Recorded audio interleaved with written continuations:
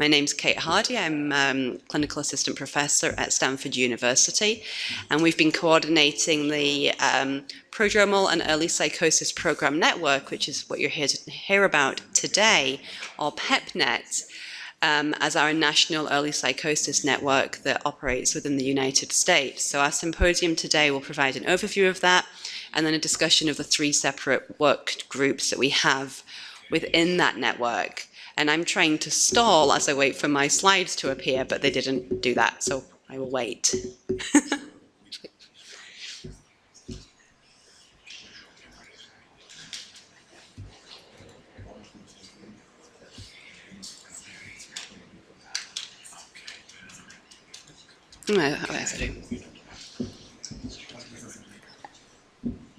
So we're waiting for Steve's slides, yeah? Thank you, Ben. The first session.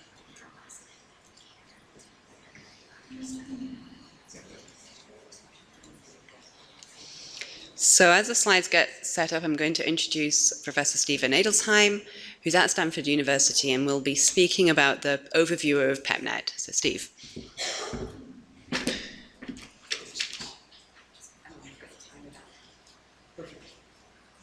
Hey, that's it. Well, thank you all for hanging in with us this evening. I'm Steve Adelsheim. I'm a child psychiatrist at Stanford by training, and I get to give you a quick overview about how this national network began. We really wanted to spend some time today, telling you a little bit about the struggles and challenges of trying to actually organize and support a broad group of people starting to work around early psychosis. So I get to give the overview, and then you will hear from the people that have been supporting our different work group efforts over time. These are my disclosures. I actually came to this work through some funding from the Robert Wood Johnson Foundation as part of the EDIP studies, which were people at clinical high risk. Also have received some funding to look at headspace modeling in the United States as well. And then was fortunate to be one of the participants when I lived in New Mexico with one of the RAISE sites in John Kane's group as well. Some of our funding for PEPPNET has come from Robert Wood Johnson as well as SAMHSA. And we'll talk about that a little bit too. So this concept of PEPPNET, the Prodromal and Early Psychosis Program Network, was envisioned one magical day at Walt Disney World, where I was at the child psychiatry meeting and talking actually with Gary Blau from SAMHSA, who runs the Children, Adolescent, and Families Division at the Center for Mental Health Services. And I had been involved with both the EDIP studies and the RAISE study. And one of the other issues that I think also has come out so far as I've been here today is the issues of how we connect support for young people with early psychosis from the child world with the adult world, and really seeing that there were issues with that.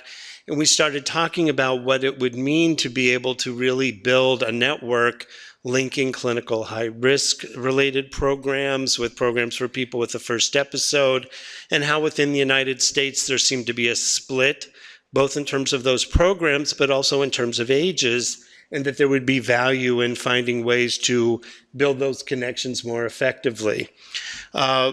That initial discussion led to some follow-up discussions with other colleagues at SAMHSA and with Dr. Heinsohn, who just sat down to join us in the back of the room from NIMH, and also the Robert Wood Johnson Foundation, which had funded at that point the EDIP studies. We were very fortunate to be able to put together, with the support of Bob and Gary Blau at SAMHSA and the people at Robert Wood Johnson, an organizational meeting that actually took place at SAMHSA, the Substance Abuse and Mental Health Services Administration, to start organizing clinical programs across the country that were involved in this work. And the discussions really took place before the additional funding in the United States that Dr. Heinsohn referred to this morning actually came about. So it was an interesting synchronicity, actually, that developed. The initial meeting really included participants from a wide range of settings. It was really only 30 or 35 people, and we struggled to not have too many people sitting at the table for the first discussion, but it was a group of people from clinical programs, people with lived experience, researchers, the federal agencies, and a number of people from different advocacy and community agencies as well. And people really, by the end of the day, really agreed that there was a need for a broader organizational structure really to focus on the clinical and support partners. And then having learned at that point that there would be this additional funding to increase dollars to the different states through the federal block grants, there was this greater sense of urgency about how to start building out the connection. And at this point, the RAISE studies were beginning to move towards a point of closure. And with that, there became issues of training and how to build out that support. And I want to thank Bob for sharing this slide and several others that you'll see as well. As he mentioned before this morning, with this additional funding coming from the United States government, it sort of led to this sort of urgency as different states started to have additional dollars to support clinical programs. But in many of these states and communities, there wasn't a great deal of awareness about what these programs were really about. What did they mean? As I said, the RAISE studies were just coming out, the Naples reports as well as the information from the EDIP programs. So people were still very in the early stages of learning about these different models and what they might mean and how, therefore, to build out these programs and what this actually meant. And as a result, there was this great urgency for coordinated efforts. So the first real group that came out of our initial PEPPNET meeting was our steering network. And this is the group of partners that were mostly at the table initially, as well as then others that have continued to be part of the process. And this steering group really continues to connect. We were initially connecting monthly. Now we connect every other month. And one of the things that's been interesting about, really what is just a monthly phone call or every other month phone call at this point is there aren't a lot of opportunities for each of these different programs that are now very actively moving forward with first episode related work and work with people with clinical high risk to actually give each other updates even on the things that they're doing. So the people at NAMI have been very busy with their legislative agenda and building programs, the National Alliance on Mental Illness, and we hear from Bob or one of the people in NIMH to get their updates, their contracts to the National Association of State Mental Health Program Directors to be building technical assistance tools, as well as our different work groups. And this actually becomes a pretty important opportunity for people from these different programs to even just share what everybody's up to ensure that we're coordinating efforts and not duplicating things as well. So they've been important discussions for us to be having over time. Here is our mission really for PEPPNET, and I think what's been important about it is really from the beginning, our effort is really to support the clinical programs and clinicians that are really trying to learn about how to implement these different models and coming from really very different ways of providing clinical care to populations over time. And while there are other groups that have come together that have been supporting families or really with a research-based focused, ours really has been broadly to support the programs and the clinical efforts to ensure that there's some coordination and support for them throughout this process. Our functions really have been more around communication and connection and really trying to build a way to share information across these programs. And as people are getting involved at the different state levels and local levels as programs are starting, we want to be able to sort of be a central place where people can get additional support. One of the things that's been, striking is that because of the efforts of the Navigate program and the ISA program in Oregon and the program that Lisa Dixon runs on Track New York and several others, There have been many different groups that are providing additional support for training and for outreach. And part of the issue has been, how do we pull all those efforts together in a coordinated way to ensure that as states are getting information, or individuals, they can have a simple place to be able to figure out where the different programs are and what they're doing. And a number of us have made that effort programmatically, and at times it still remains somewhat complicated. You'll be hearing from people involved in leading our different work groups over the course of this symposium. Really, as we developed these, part of the concern was really organizationally that we wanted to ensure that good communication was happening. As I said, as people started learning about training opportunities, we really wanted to bring the different programs that were providing training around the country together to be able to look at what they were training in, were they providing training with some consistency, what were they looking at in terms of common training opportunities, and did they even view the model in the same way? And Dr. Hardy will talk a little bit about the efforts of the training group to even find out who is providing what training where, to be able to coordinate those efforts and look at then what the models have been in different programs. The treatment work group really was sort of still having a sense that this has been a young field, at least for us in the United States, with real questions about, well, what are the treatment components? And we have coordinated specialty care, which has been the model that's come out of RAISE. And there were other programs, the ISA program and other places that had some different components. And so, the treatment work group really was created to think about, well, what are the core components of putting together these types of models, both for people with clinical high risk as well as first episodes of serious illness. And Dr. Sahari will talk a little bit about that in terms of the discussions we've been having, looking at issues related to engagement, cognitive behavioral therapy, IRT, other types of services, and what are the key components of those. And then, we started after a short time a working group focused on bringing together people with lived experience, because we really needed to ensure we had the voice of people who had had experiences with early psychosis as well as their families, to not only be guiding sort of a sense of experience around those components of illness, but then also to have a coordinated voice that could participate in each of the other working groups. And we wanted to be able to provide support for the individuals that would be reaching out to them. So the lived experience work group really came about to support those efforts broadly across the PEPPNET development.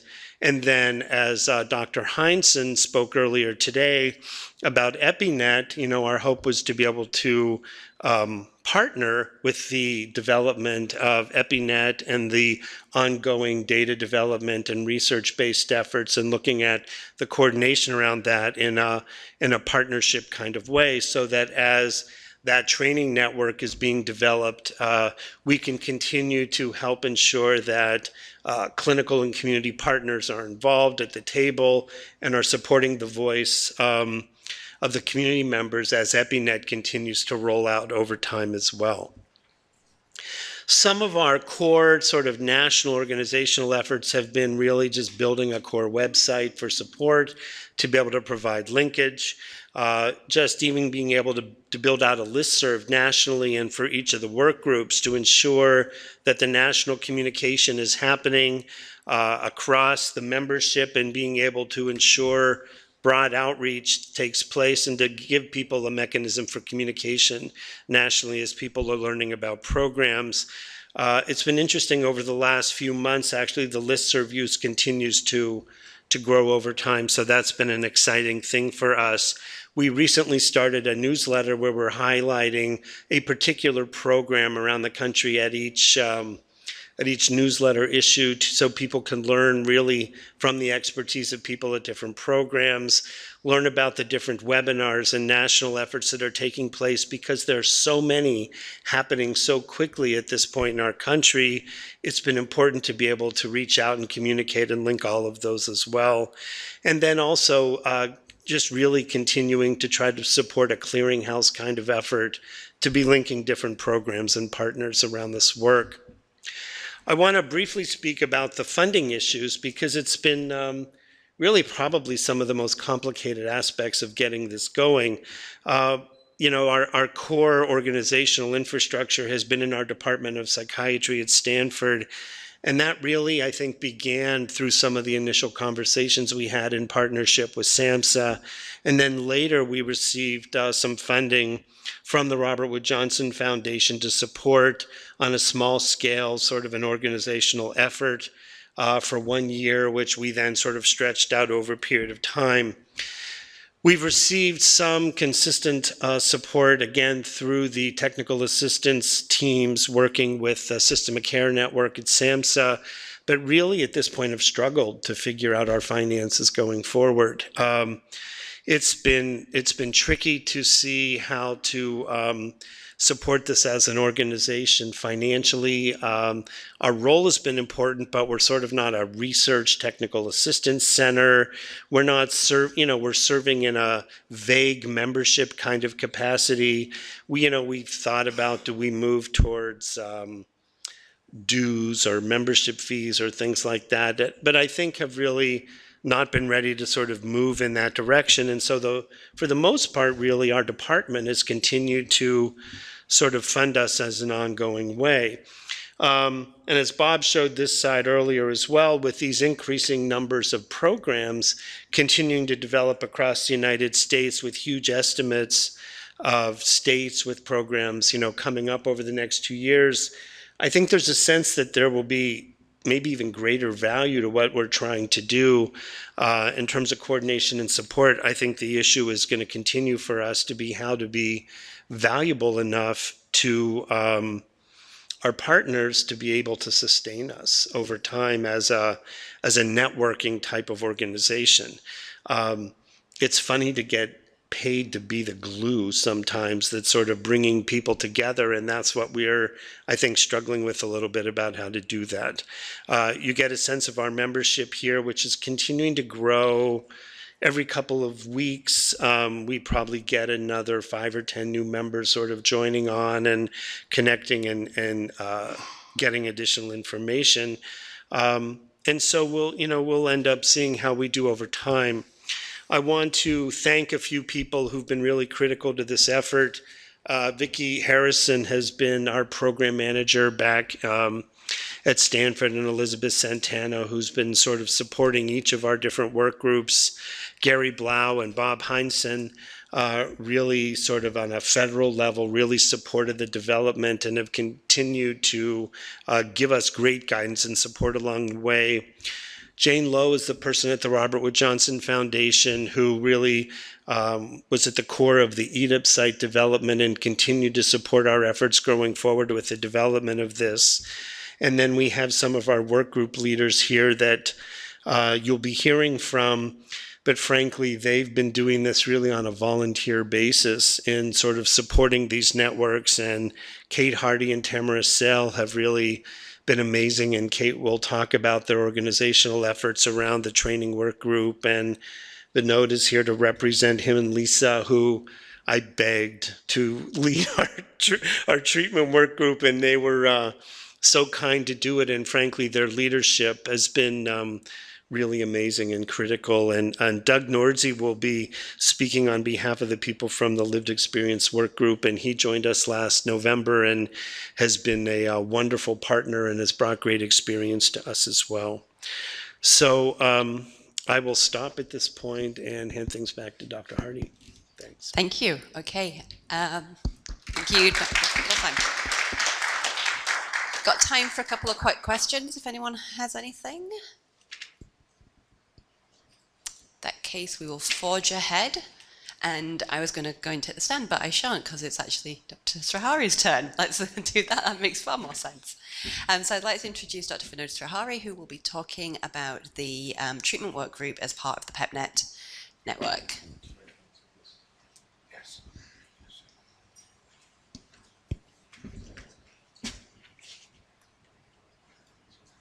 Just a second. Okay. Well, hi, everyone. Thank you for staying, and thanks to Steve for the introduction. He didn't really have to beg. Steve is persuasive, but this has also been a fun group to be involved in. And I think my task with my few slides is going to be to introduce what is a fairly young effort, not just for PEPPNET, but I think in the US in general, in bringing together a lot of new but also established early intervention services and thinking through how we might support broader implementation across the US. And it's exciting in many ways that the federal efforts led in many ways by Bob Heinsohn are giving us reasons to be optimistic about support and funding, and the expansion of the services has created a need for this kind of support. So I do think this is a potentially highly value-added enterprise, but I agree with Steve that there are aspects of it that still need to be formulated and figured out. So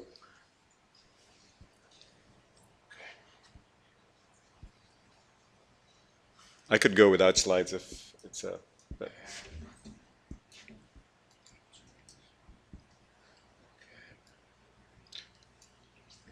There is one. PDF, Yep. because the screen is a problem. Aha, great. Okay.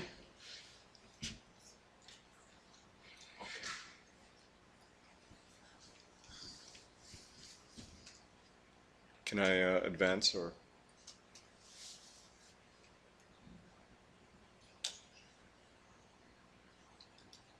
Okay. Can you go back? Oh, it's working. Great. So I'm representing Lisa, who is with me chairing this group. I suppose I should say a little bit about how the two of us, well, I guess how I got involved. I came into this process somewhat later. I have for the past 10 years run a first episode service in New Haven, Connecticut. And in some ways it's very, very close to the coordinated specialty care models that you heard about in the RAISE initiative. And so have been for a while helping in my role as a psychiatrist on the team, but also in managing the service, thinking through a model of care that might be relevant more broadly in the public sector in the US, which is where the STEP clinic is housed. So I don't really have any conflicts, but I have a lot of affiliations that are probably relevant, which is that I'm on faculty at Yale. I work in a clinic that's housed in a public academic collaboration, which is the Connecticut Mental Health Center. And so in some ways it's connected to similar community mental health centers across the United States that were developed in the early 60s to help rehabilitate and return to the community individuals with serious mental illness who had previously been cared for mostly in institutional inpatient settings. And so STEP was born really within that culture of practice. And I also am a PI on an NIH grant. So I was looking through our early history and I found lots of emails and Steve doesn't keep his on a private server, so I could actually locate them all. And thinking through how we came to be. So we had a few discussions, and I think it was initially with me and Lisa and Steve and a few others on how we might form the membership of the group, and we decided to be as inclusive as possible, and how we might pick topics. And the idea here was not to focus them on particular treatments alone, but to think about the kinds of problems that are sometimes poorly defined but very useful to consider in discussion groups like this. And so I have some that actually are pulled from some of Steve's emails. So they went from very specific kinds of questions to broader ones, you might even say somewhat impossible ones to fix, but ones that we imagine first episode services would face if they hadn't already faced. And we picked the initial membership while we were attempting to be as inclusive as possible. We started with those who already were connected in some way to the RAISE initiative or the STEP program, which has individuals who've since left the program and formed clinics elsewhere. So it sort of was initially an organic kind of process. And we had to come up with some kind of a mission statement, and like most mission statements, they're long and hard to decipher. But I think the stress really was on building a process that involved dialogue and inclusiveness, and the idea that Steve had mentioned that this is evolving. We didn't want to come up with a list of components that we would be recommending or in some way advancing, but rather to help implementers think through problems in implementation. And also, I think we were very interested in thinking about problems that hadn't yet developed, had a ready solution developed. So the kinds of complex challenges that services face. So that's but I'll take the prerogative of presenting for the group to use my way of thinking about it, which is, maybe one way to reframe this is when we're thinking about building early intervention services, is it like building a bridge? And what I mean by that is this is, of course, a very complicated task, but is a somewhat linear process. There are several steps to be done in sequence. It can be standardized. In fact, you would argue it should be standardized. We shouldn't be discovering how to build bridges every time we build one. And there are problems to be solved for sure, but they are well-framed problems. Now, the bridges turn out to all look quite different, but there's a way in which this process has a sort of a blueprint model in place. And it's quite different, I would say, from raising a child. So I've never found an excuse to have pictures of my kids up before. So that's my 6-year-old waiting for his beignet in New Orleans. So this is not complicated, I would say, but complex. And what I mean by that is that there's sort of a repetitive, iterative, constantly changing a way in which one must take to the task. It obviously has to be personalized. The problems aren't well framed, and they need to be continuously framed and reframed. It's very different from solving well-defined problems. And you might wish for a set of approaches that you think would guarantee success. You might wish for direction, and you might sometimes get it, but I think if you were following strict directions written by others, you might not get the result you'd want in the end anyway. And then there's the problem of best laid plans that almost always go awry. So, of course, building early intervention services are not like building bridges or like raising children, but they probably have aspects of both, and I think the work group was trying to be very cognizant of the second aspect of complexity in intervention and implementation. So we have some principles, which I've already sort of gone through a little bit.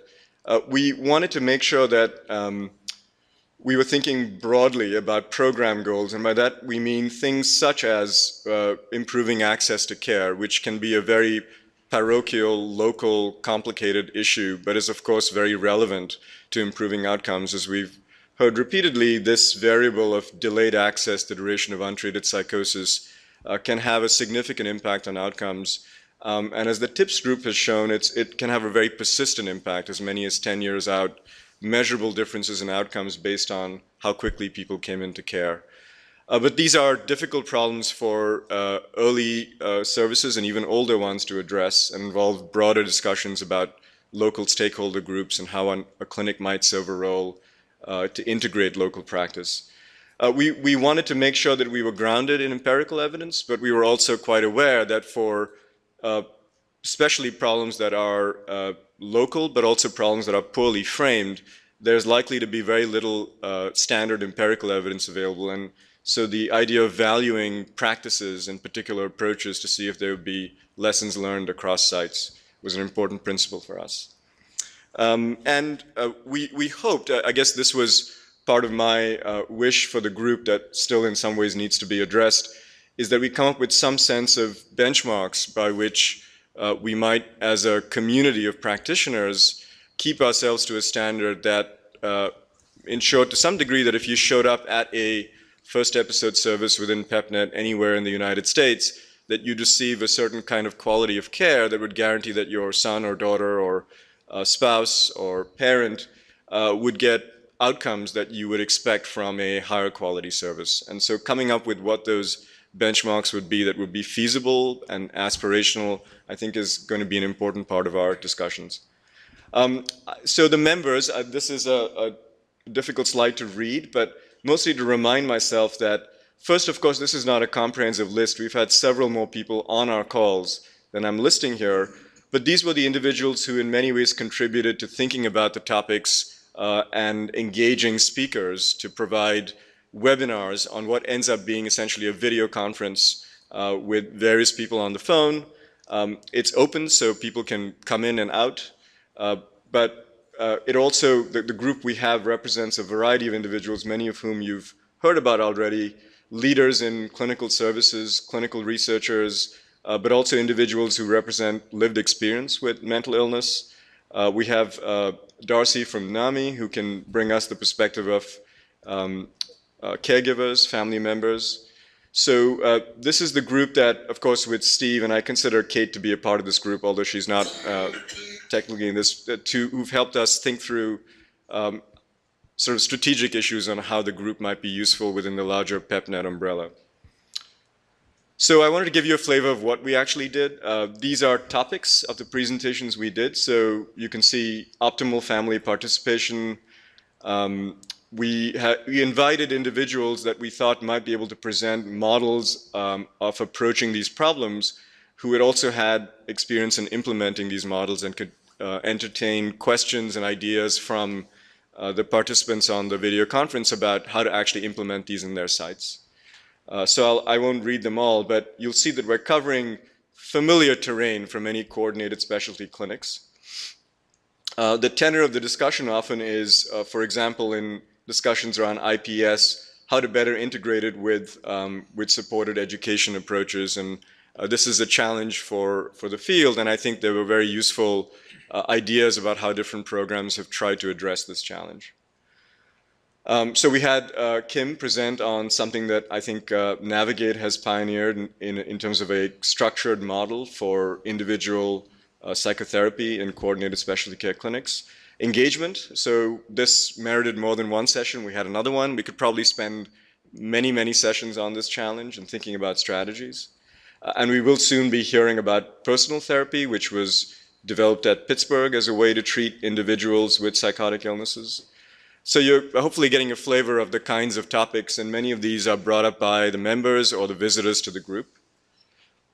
And this is really my last slide. So in terms of thinking about future directions and what we've already done, our website that Steve already had put up has recordings of, I think, almost all the webinars we've done so far in the treatment group. So that includes the slides by the presenters and then the discussion after that.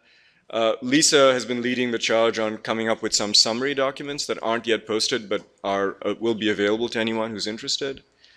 We are, of course, interested in widening the network. It is really open, and so thinking about how we can include individuals and especially new programs that want to be part of the discussion.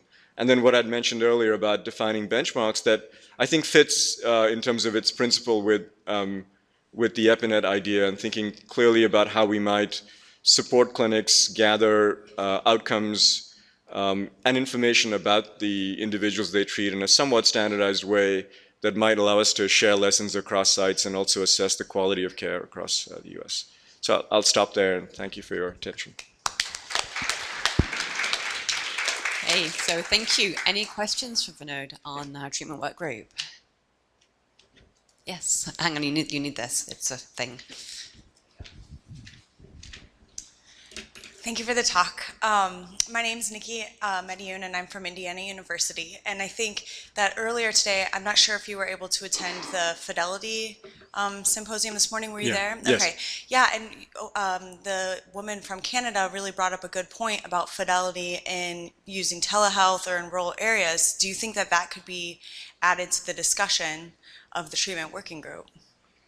Absolutely, yeah. So I think it's a topic that, it's outside, again, any particular intervention, but I think if we thought of telehealth as one particular way to disseminate all of these treatments, it would be perfect. So it sounds like Steve is going to recruit you to help us. And just one comment, when we were involved in the RAISE study, we'd actually put in a request for some supplemental funding to expand our site in New Mexico to be able to add to some rural sites to be able to look at models. And, unfortunately, we weren't successful in obtaining that funding. And I think, when you look at the map that I think Bob shared with us this morning of where the sites are developing, nationally, there are these large parts of the United States, certainly in rural and remote areas, or the mountain states where there are huge needs to be able to expand programmatically. And so I think the telehealth piece is a critical piece for the discussion. And I think it'd be interesting to think about some of those models and have more discussions about that too. It's a critical issue to reach just people in rural parts all over the world that, we haven't had great success in doing in this area, and it'd be really exciting to be able to build on it. So thanks for raising the point. Thank you. Any other questions? All right, thank you so much, Vinod.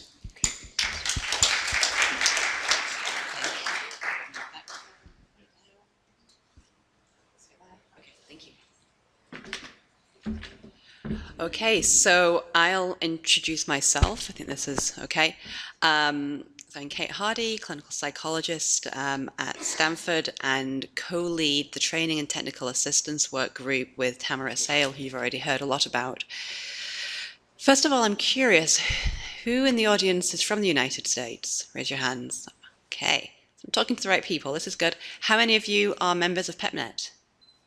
Okay, good. If you aren't, you saw the website. I'm sure we'll be flashing out that website again before the end, so we'll certainly invite you to join. Hang on. I'm doing it wrong again. Not yet.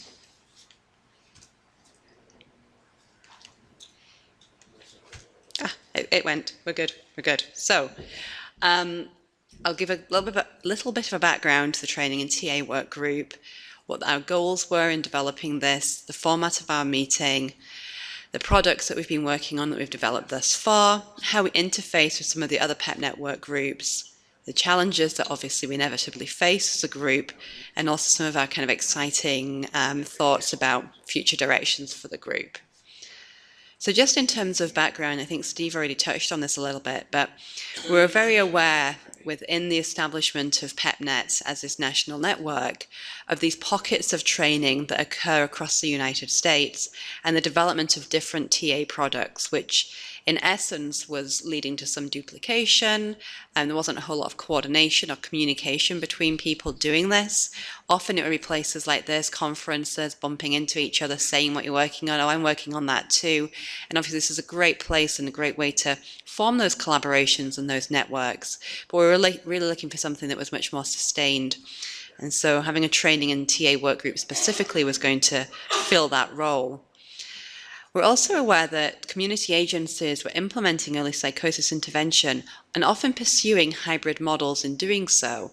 So I was involved in a national learning collaborative through the National Council for Behavioural Health back in 2014, 2015, and part of that was sort of an environmental scan that happened, trying to find out of the people who joined that learning collaborative what training models they'd already been trained in.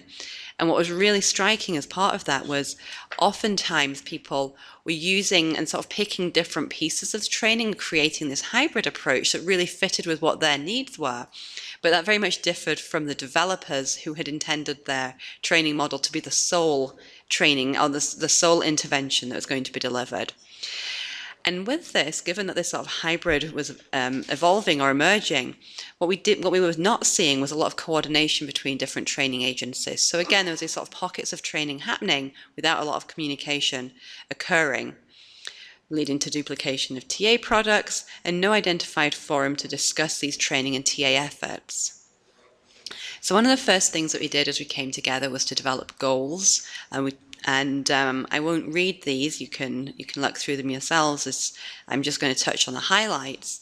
But really, in essence, we were aiming to sort of share information about technical assistance and training, improving quality, building this national infrastructure to support effective implementation, developing train-the-trainer opportunities as we think about ensuring sustainability of these programs long term.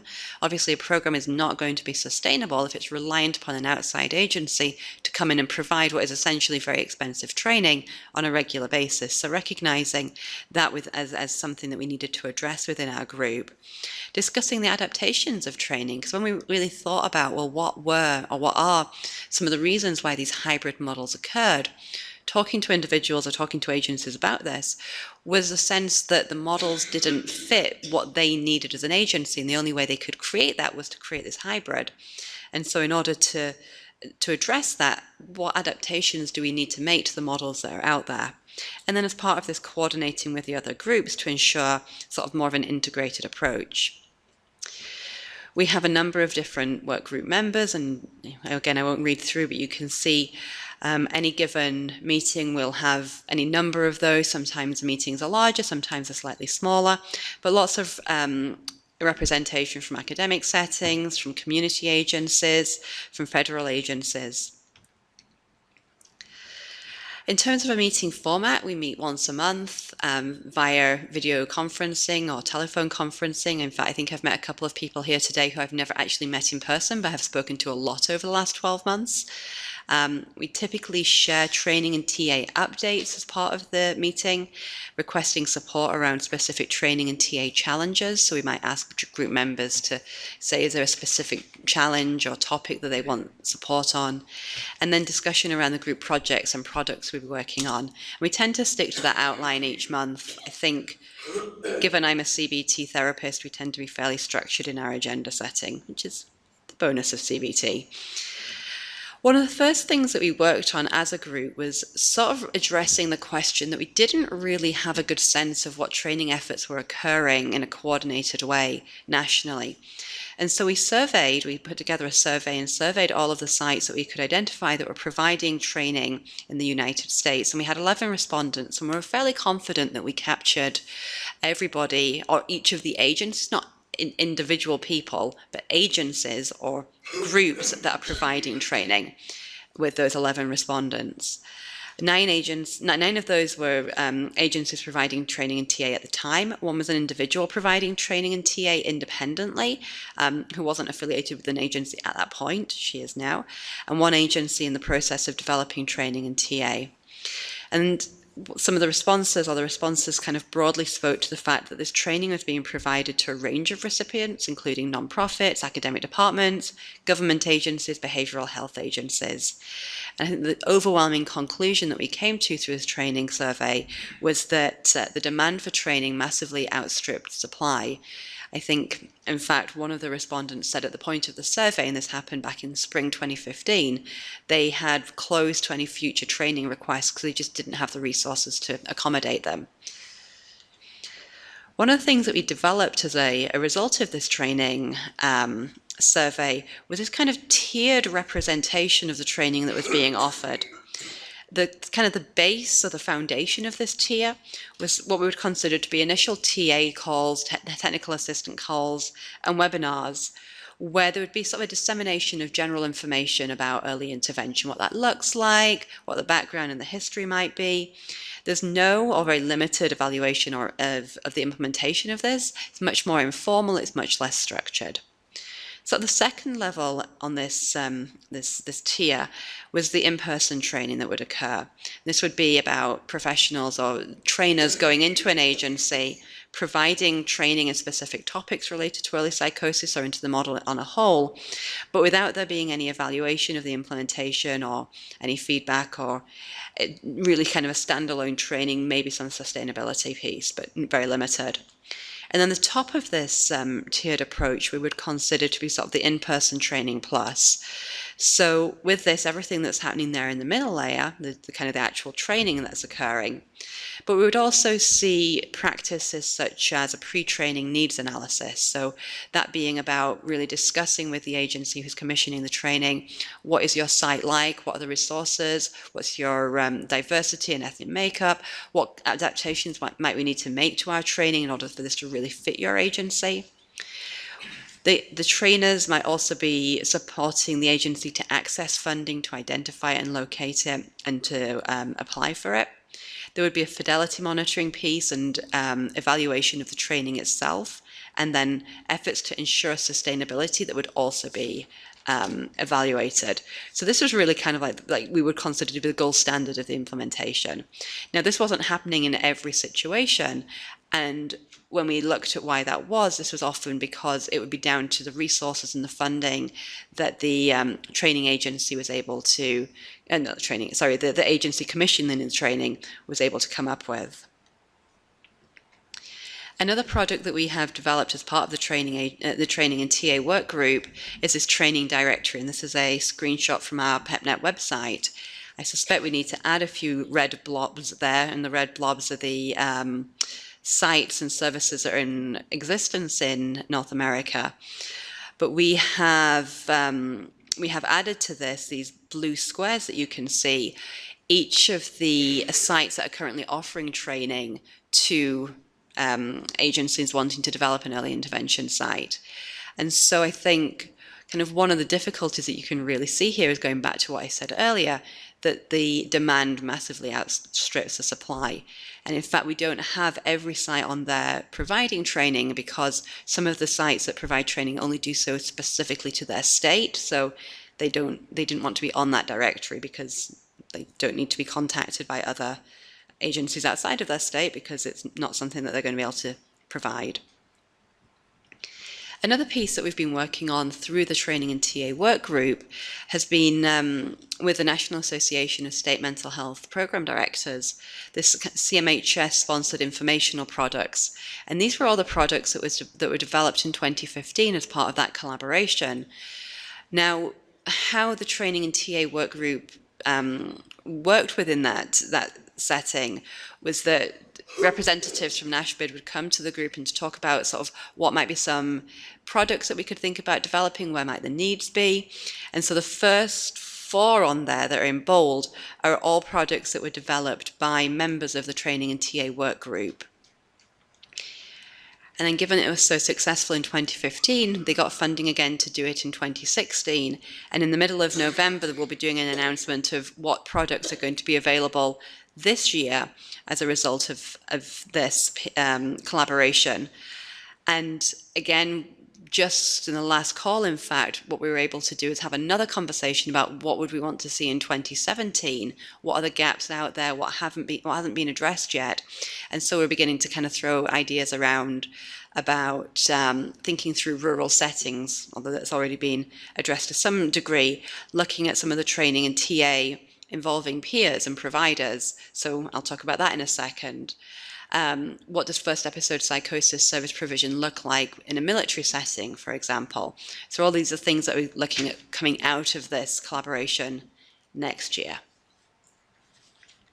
In terms of our interface with the other PEPPNET work groups, we have a lot of cross-dissemination or cross-pollination, if you like, between the work groups, in that we sit on multiple groups. So there's a lot of conversation. These aren't standalone groups. We're really recognizing there's a lot of interplay between them. And as part of the Training and TA work group and the Lived Experience work group, we've formed a smaller working group to address a very specific question about how to develop guidelines related to incorporating and including individuals with lived experience in training and TA, recognizing they have a very valuable role and a very valuable voice to add. But oftentimes what happens is that peers and individuals with lived experience get incorporated into training as purely recounting their recovery story or their narrative, which is very, very important, but also recognizing they have a much larger role to play within that. And so we're working on these guidelines right now as a smaller working group, and we anticipate at least draft completion in 2017. So we'll see about that. Just touching on some challenges for the group. Steve's already talked a little bit about some of the funding issues, and so we have considerations around that for our continued coordination. How to reduce redundancy through coordination, so nationally, but also making sure that this group is a very meaningful group moving forward. It's a very simple thing to put up here, but just the issue of scheduling meetings with an incredibly busy group of people across the country with 3 time zones is incredibly challenging.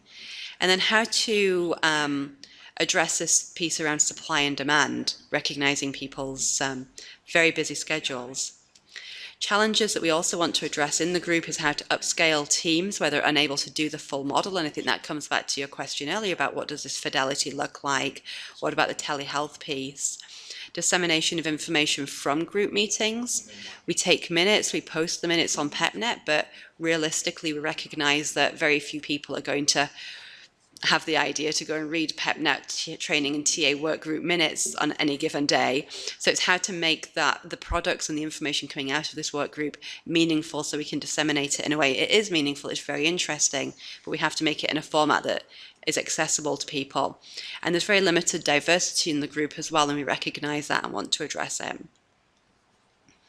So in terms of some future directions, we've been working on a consensus document, so consensus around what does training in TA look like within first episode psychosis and early intervention service development. And that's an ongoing discussion for us with the aim of having this document at the end of it. In May of next year, there's going to be a national early psychosis meeting that Tamara Sale is really involved in putting together as part of NTAC. And so we'll be involved in that as well. We've talked about piloting and evaluating an ECHO model of training in terms of addressing the rural implementation piece. And so that's something that we hope to see moving forward, although, as Steve mentioned in his comments, that's challenging without the funding to support it. And as we start to think more about clinical high-risk service implementation in the United States, we will also be thinking about what do training initiatives look like around that population. Back to the fidelity piece, the fidelity of these hybrid models. I think it's unrealistic for us to expect that people are implementing these pure models when what I'm hearing from the community is they're kind of sometimes patching together hybrid, different models, different pieces. And so we want to know more about how do we train to that, how do we do TA around that, and how do we look at the fidelity of that. Accessing different groups, criminal justice, military, like I mentioned before.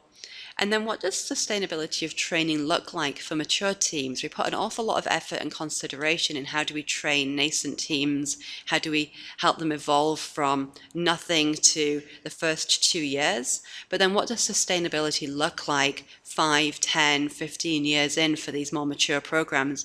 And I don't think that's something we've really considered or had opportunities to address yet, so we look forward to doing that as well. Just want to acknowledge Vicky Harrison and Elizabeth Santana, who have been instrumental in some of the administrative pieces with this, and Megan Colford, who put together our training directory. And I'll open it up to questions real quick on this late Friday, Thursday, I don't know what day it is, afternoon. Alan, you need a thing. You need a...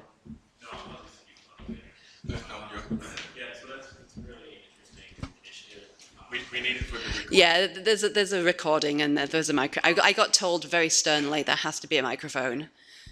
Thank you. Yeah, so it's a really interesting initiative. You know, the supply-demand problem, you know, too much demand and not enough supply is kind of a good problem to have because it gives you leverage, you know, over the problem. But I finished internship about a year ago, and I was thinking if they had some kind of like early intervention certificate or like board certification or something, I think that would be really helpful. Like anyone interested in getting into the field could do that, you know, and have kind of this kind of baseline understanding of the approaches and stuff like that. And that can cut across disciplines. So I'm sure you guys might have thought about that, but I just wanted to bring it up. That's a really great point because we have thought about it. It's not on the slides because we thought about it a lot, and that would have been very long slides of just everything we've had thoughts on. But you make a really great point of like, how can we get into residency training, into medical schools, into professional psychology schools? Yeah, social work, absolutely, MFT, whatever, to really help to hone an understanding of early psychosis and to change the workforce at that stage. I think that's a really great point. And it's a nice positive reframe because it is kind of a good position to be in that our demand outstrips our supply right now. So thanks for the CBT there. Any other questions really quickly before I introduce Dr. Nursi? Great, thank you. Oh, one more, no, I'll get you at the end. Thank you. Thank you, okay. Like my 1-year-old, I started clapping myself. I apologize. Never mind. So next I'm going to introduce Dr. Nordsi, who's going to be speaking on behalf of the Lived Experience Workgroup. I will say what we had really hoped for was to have our chair from the Lived Experience Workgroup here at IEPA. One of the difficulties is obviously funding, and she was unable to access funds to be here. So we did a quick scramble to make sure that we were still incorporating the lived experience voice. And Dr. Nordsi is going to work through the slides for us. So over to you, Doug. Am I going to? You've got it figured out. I need 1 minute. All right. Good to be with everyone. And as Kate said, I'm representing the Lived Experience group that Steve and Kate had the vision to incorporate into PEPPNET. And was getting pulled together just as I was joining the group at Stanford about a year ago. And so I've had the opportunity to be a member of the group for most of its existence. And sure, it'll take a minute to get the slides up, but again, the slides were really created by Kate and Lori Flynn. And what we did, since none of our members with lived experience were able to be here, was to get them to put together some video recordings that we embedded into the slides so that you can hear from some of the members of the group about their experience and why they're participating with PEPPNet and their engagement in the mission. So it's been a really nice process to be a part of, and I'm happy to represent it. Can you go, let's see, can we go back? I think. Okay. Where are we? I'm going the wrong direction, maybe. Can we go to the beginning of the slide? No, that's the end. You have to push on the right. That one. Okay, and how about to reverse? Going back.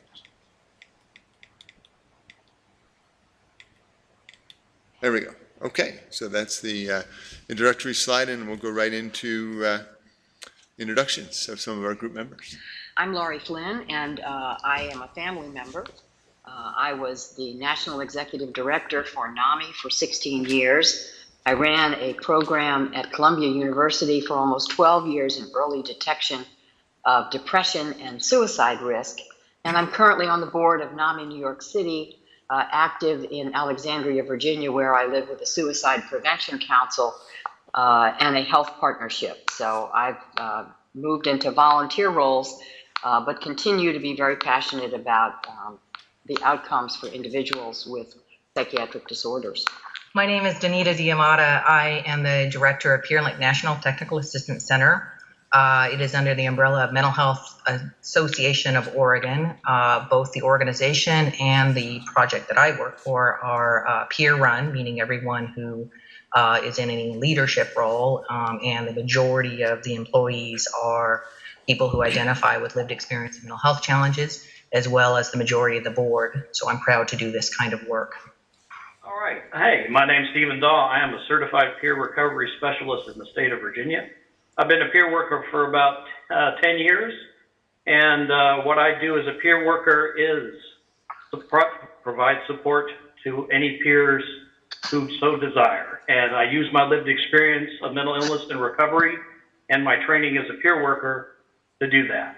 I am fortunate that I'm also on the board of directors of the Disability Law Center of Virginia, which is the protection and advocacy agency for this state. So for me, peer work and work in civil and human rights and legal rights of people with disabilities are inextricably combined. And I'm grateful also to all the peers that I have worked with for what they teach me. They're constantly teaching me how to be both a better person, a better peer worker, and a better advocate. And for that, I'm always grateful. Hi, I'm Brandon Staglin. I'm a board director and communications director for an organization called IMRO. Stands for International Mental Health Research Organization, now known as One Mind Institute. We fund research into better treatments, preventions, and someday cures for brain health conditions such as schizophrenia, bipolar disorder, and major depressive disorder. And I'm also serving on the advisory council for PEPPNet and some other groups as well.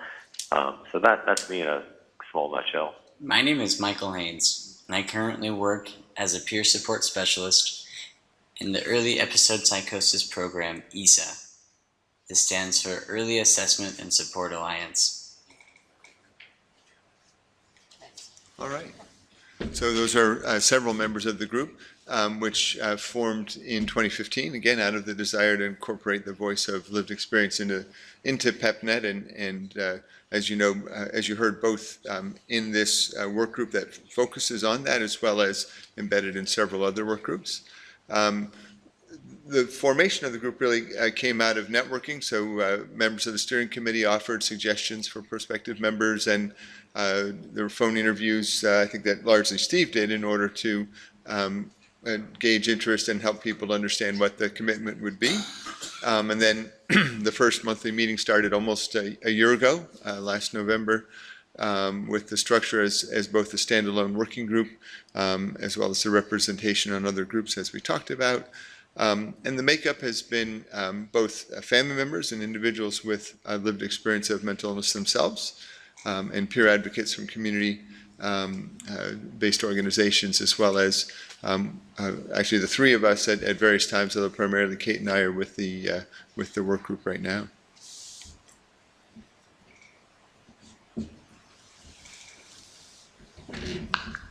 I have a family member, a daughter, who has been diagnosed and has been involved in treatment and services with schizophrenia for many years. So this was an area where I have a particular long-standing interest as a family member. And it seemed to me that if we wanted to improve the outcomes, and the outcomes certainly need improvement, that we need to be open to new voices, to new ideas, and particularly in an era when we're talking about personalized medicine. Well, to me that means we start by hearing from the people who've been there with the illness. So to me this work group is a very exciting opportunity to bring those voices into the room. Well, the main reason is because I think it's critical that people with lived experience, both as peers and family members or supporters, be involved with all aspects of the care system, from design to implementation, treatment to evaluation and research. Yeah, I agree, they're a critical voice that has been so far in many cases marginalized, and I'm glad to see that that's changing. And I take from the physical disability movement the slogan, "Nothing about us without us." Well, I chose to become involved with the PEPPNET Lived Experience Work Group because I have lived experience myself with psychosis, and a critical factor in my recovery in the long run was early intervention. So I'm a passionate believer in the importance and efficacy of early intervention for psychosis.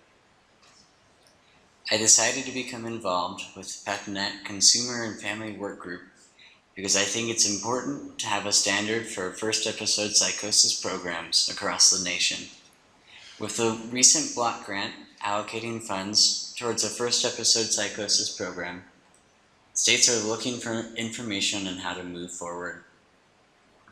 For many states, this is the beginning of their first episode psychosis program journey.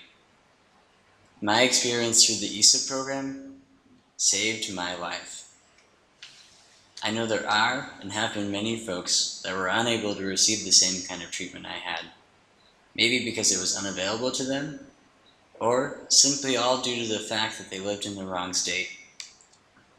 I think it's absolutely necessary to hold a high standard of treatment across all states and countries. Within the last year, I have met a psychiatrist who said that he did not know recovery from psychosis was even possible. His message was that you would just maintain. This is a message that I want to change.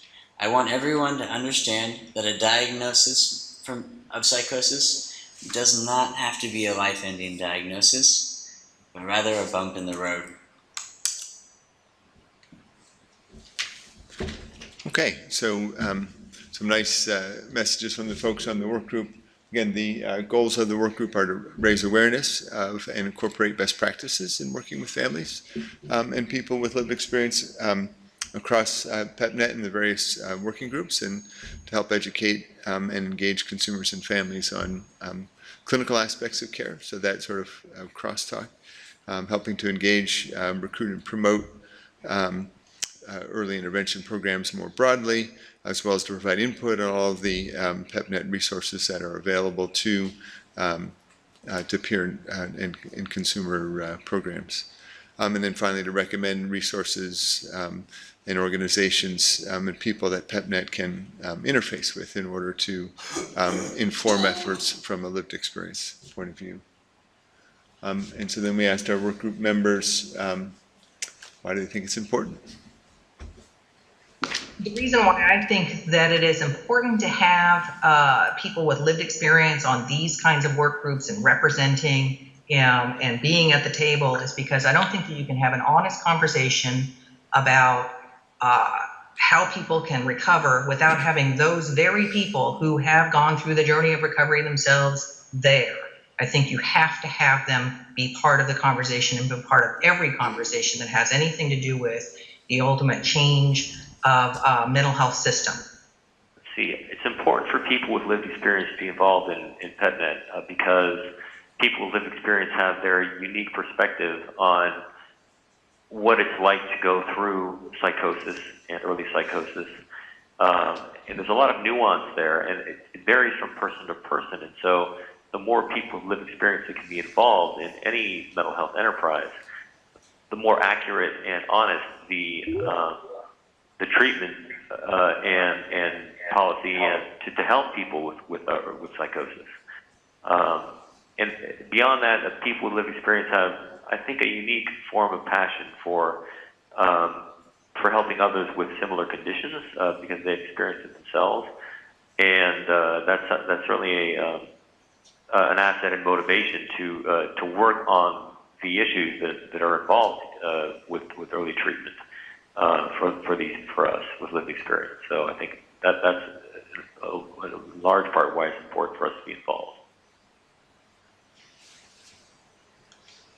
That's the last one. So then some of the topics we've covered so far, sharing personal histories, getting the cohesiveness amongst various group members, adopting goals for the work group that was really just been starting from the ground up in the last year, brainstorming potential areas of focus, and development of a mental health engagement survey, which has been created to sort of capture the experience of families and people with lived experience as they tried to engage with mental health services and what sort of worked and didn't work for them. So that survey we're conducting through the end of this month and is accessible off of the PEPPNET website as well for US-based consumers and families to be able to describe their experiences. So hoping to, we've already got a nice response. Would like to, of course, always bring up the number of participating respondents as that goes forward. And then the interface with the other PEPPNET work groups, as we have talked about already, and the small group collaborative that Kate covered in her slides as well. So challenges, you've heard a number of us mention the funding limitations, which have limited the impact of the group. But actually, I think we've accomplished quite a lot in a short period of time. The difficulties of just bringing people together. Again, our connections are primarily over the monthly webinars, which limits the amount of interaction that people are able to have. It's been hard to mount projects or form long-term collaborations, although, again, having already within the first year gotten the engagement survey off the ground and nearly completed, I think has been quite an accomplishment. And then finally, as Kate mentioned in her section as well, the need for greater racial and ethnic diversity to really represent the broad experience throughout the United States. And, of course, again, we got started sort of with who we knew and are looking to have the members of the group then help with building a broader representation within the group. So one last set of video clips, challenges. We're still a very young group, and I think it's been challenging for us to pull together and create a shared identity. I think we are beginning to get there as we've mounted some projects. We need to have that cultural mix, but also that mix of coming from different community settings. Somebody who is having this experience in a very rural, very isolated community is going to have a very different experience than somebody who's coming from it. I've received services just in a large city or something, very urban center. Where there's a plethora of resources available. And so I think it's important to have people approach it from all of these angles. Here's what we have to do in our community versus here's what we need to do in our community. I think the biggest challenge is what faces all people with lived experience is that this group is faced with the challenge of showing that lived experience both of peers and parents and supporters, is a valuable, in fact, vital resource for the entire system. And I think this group also faces the challenge in that the system is so fragmented and confusing that it's often very difficult to do effective outreach to other similar organizations or even other organizations that are run by peers or advocates. But the biggest thing is I've really been grateful and impressed by this work group's openness to an interest in people with lived experience and peer support. The challenges that face us as a lived experience work group would include the need for greater integration, perhaps, into PEPPNET's overall activities, and the need to find perhaps a focus for the lived experience work group to channel its ideas through. So far, it seems we created the engagement survey, but we're still kind of looking perhaps for the next thing to do. And I think that may evolve organically. So that would be great to see happen. Also, funding, of course, for PEPPNET is a challenge, and, as it is for any organization. So it would be great to see more funding come in as well. All right, and then future directions. So as we're pulling this together and thinking about where we'd like to go with the group, we want to create a conference presentation for several of the United States major meetings: American Psychiatric Association, National Council of Behavioral Health Care, and National Alliance on Mental Illness, to promote greater incorporation of peers and family members in training and technical assistance efforts, to analyze and publish the results of the Mental Health Engagement Survey as we complete that, as well as an article on incorporating lived experience in first episode programs for the Psychiatric Services Journal, develop a web-based dialogue series on engaging patients and families with a focus on first episode programs, as well as webinars on that sort of collaborative effort between the training and technical assistance group and the lived experience work group on how to incorporate lived experience members into training. And then finally, to survey and publish a summary of best practices and exemplary programs that use peers and family members as part of their service delivery and training. So I think, well, one more set of slides of... I think the group needs to continue to practical advice and guidance. It's one thing to say incorporate people with lived experience, but what you really got to do is tell them how, show them how, share these step-by-step recipes, if you will, so that more and more service providers and agencies can begin to do this well. So this group could be about really also looking at what is out there, what kind of promising supports are potentially available, and just sharing that information so that if they're not available in particular communities, they can become available in those communities. I'd like to see the PEPPNET Lived Experience Work Group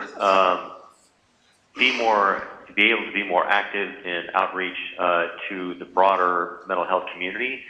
As an example of people who have experienced psychosis and then recovered, and as a model for the ability of people to do that.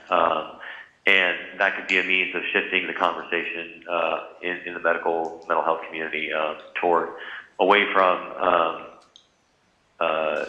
treating schizophrenia and other psychotic disorders as something that is a disease that will disable you, on a long-term basis, to a disease that is something you can manage and go ahead and live your life despite, or perhaps even better because of, in the long run. We know this well, but not everybody does, and so I think that's an important message to deliver, and that's something we as a lived experience work group are uniquely able to deliver. I'd like to second that opinion on language. I think it's critical. I have found as a peer worker over the past 10 years that I use less and less clinical language. One, I'm not a clinician, and that's okay. Two is that I found peers respond better to non-medical model terminology, especially in the first episode psychosis. I found that the peers who have been willing to work with me are much more open to talking about their experiences in a way that don't use necessarily words like psychosis or diagnostic terms. I'd also like to see it do some more structured outreach to get in touch with peers. There are peer organizations in most states. There are plenty of peer-run organizations across the country who I think would be interested in contributing to the work that this work group does. And I want to echo, too, that I think the respect that I found between all the disciplines in this work group has been crucial to that. And that's something that I think the peer community needs to know, that there's a place to go for that kind of respectful, open dialogue. And I hope PEPPNET can be a leader in that.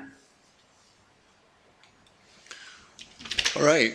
There's a list of the members of the group, and I won't take time on that since we're running out of time. But again, it's been a privilege to be part of the group, and although we're disappointed not to have Lori here, it was nice to have actually multiple members of the group able to contribute to the presentation today. So thank you.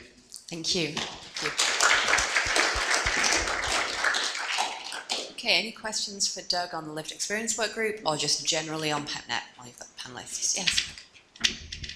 You need this. Sorry. Here you go. Regarding the peer support work, we have an experience in Maine, which I suspect is going on elsewhere. It's really a difference of cultures. The people who are involved in peer support have come from a background which historically has been somewhat anti-psychiatry. It's very suspicious of clinical labeling, medication, and so on. So at the same time that they're our best allies in engaging some of the most difficult to engage young people, and you know, there is a certain tension.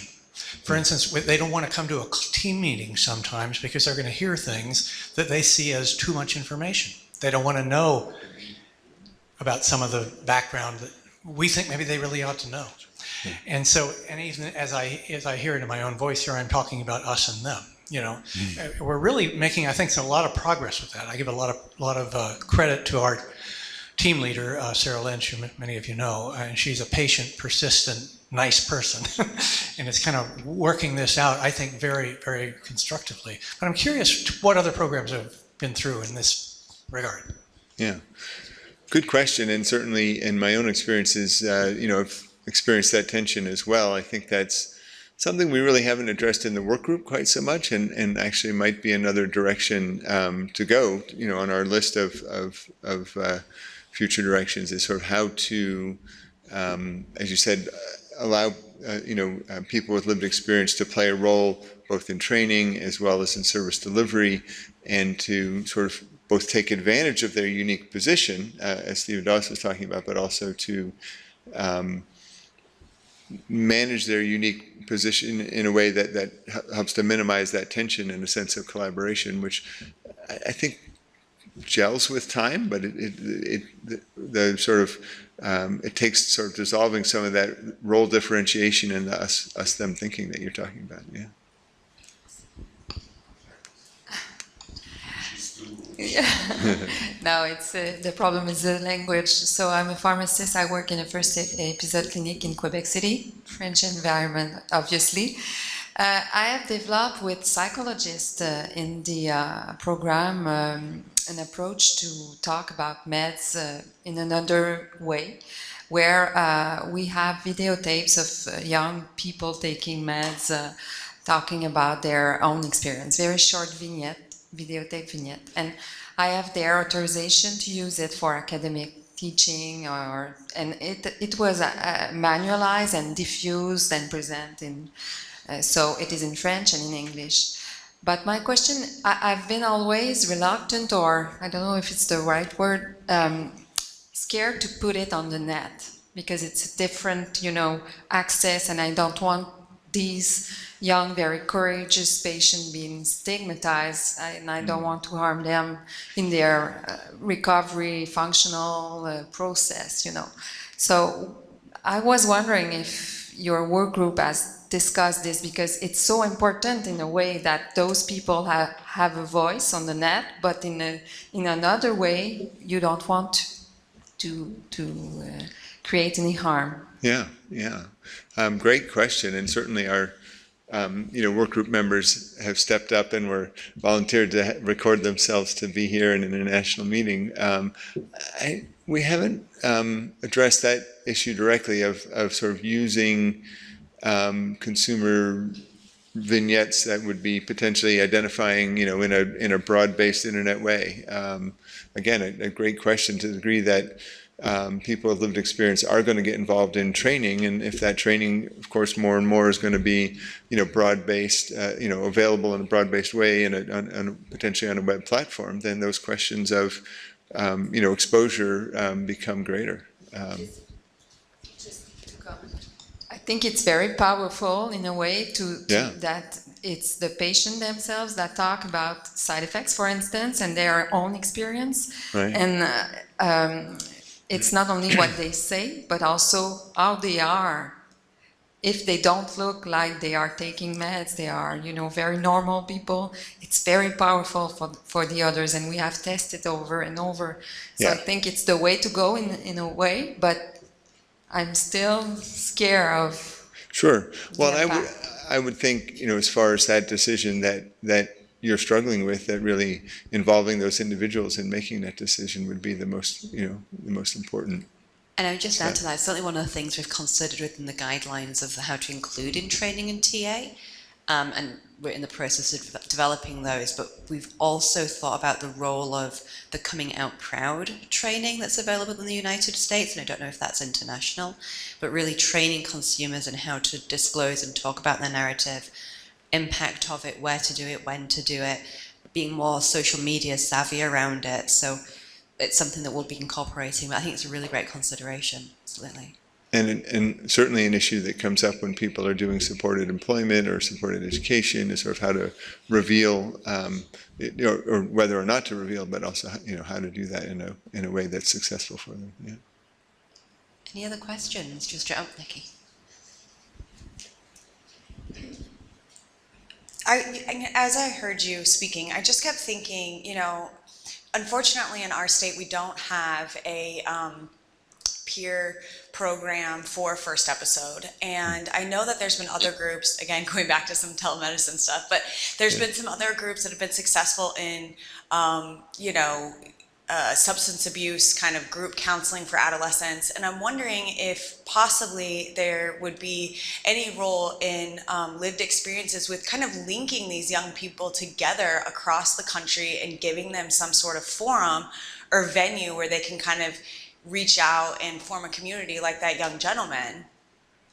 Yeah, and as you saw, the folks that are part of our group are not themselves particularly young, although they certainly are talking about their experiences when their illness started. And I was in one of the earlier presentations this afternoon, the technology presentation, where they were talking a lot about using various sort of chat room formats to connect people, which I think would be a very nice sort of technology for being able to create that opportunity to know that they're not alone, and that there's other people who've had lived experience, who've had been able to get through it and beyond it to a place of recovery, and to see those sort of normalized faces as people that have mastered the experiences that they've gone through. Yeah.